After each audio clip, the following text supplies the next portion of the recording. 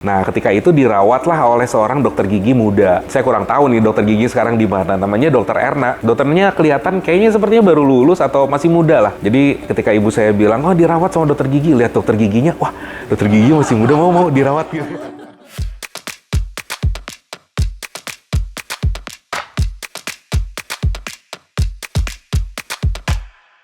Kalau disebut menginspirasi, sebetulnya di keluarga saya tidak ada yang backgroundnya dokter gigi.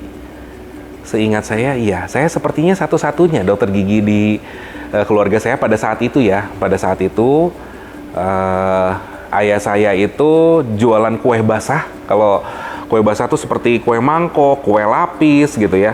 Jadi dia jualan di pasar, di pinggiran pasar. Ibu saya itu asisten apoteker. Jadi orang tua saya bukan background kedokteran gigi. Nah, suatu ketika, dan saya sebetulnya bercita-cita jadi seorang arsitek. Dari sejak SMP tuh saya udah ditanya arsitek ITB gitu. Kalau misalnya mau masuk mana, arsitek ITB. Suatu ketika SMA kelas 1 itu saya jatuh dari motor, gigi saya patah. Ibu saya udah bilang, ayo diperbaiki giginya. Itu kelihatannya jelek, patah gitu ya.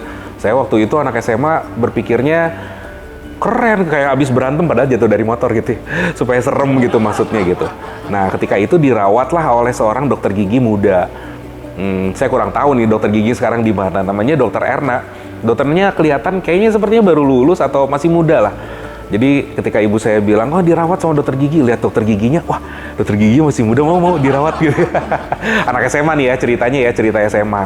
Waktu dirawat, nah si dokter gigi inilah yang cerita tentang kedokteran gigi. Cerita sambil dirawat kan kita nggak bisa jawab ya. Jadi sambil gitu dirawat, dia jelasin kedokteran gigi tuh gini, nanti kedepannya kamu tuh bisa ini, dan lain-lain dijelaskan. Pokoknya berapa kali kunjungan ketemu lagi, cerita lagi tentang kedokteran gigi gitu ya.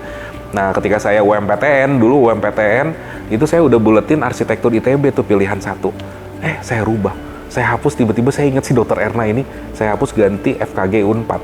Akhirnya masuk deh. Saya nggak tahu kalau itu inspirasi atau bukan, tapi itu salah satu alasan waktu itu kenapa mengganti jurusan gitu.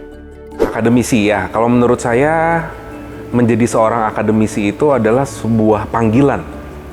Rasanya tidak ada satu orang pun yang bisa bertahan menjadi seorang akademisi, baik itu guru ataupun dosen, kalau bukan merupakan panggilan atau passion gitu.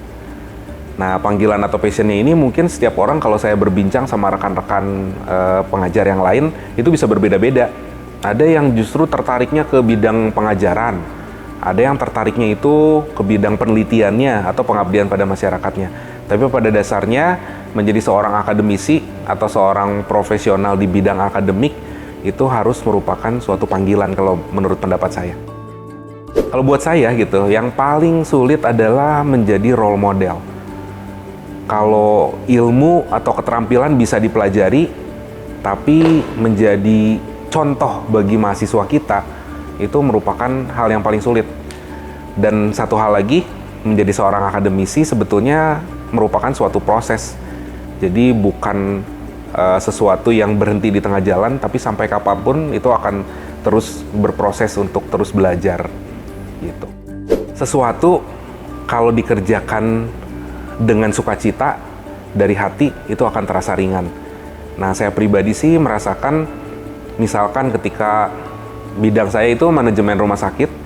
Jadi ketika saya mengajarkan tentang prinsip manajemen, kemudian suatu hari ada beberapa mahasiswa yang suka telepon, dok, saya sekarang di rumah sakit A.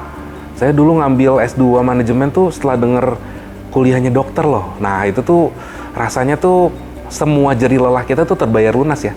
Kita tidak lagi memikirkan pendapatan kita berapa, kita tidak lagi memikirkan kerja keras kita gitu. Tapi ketika hidup kita bisa bermakna, bermanfaat bagi banyak orang, rasanya itu yang bikin pekerjaan jadi lebih ringan.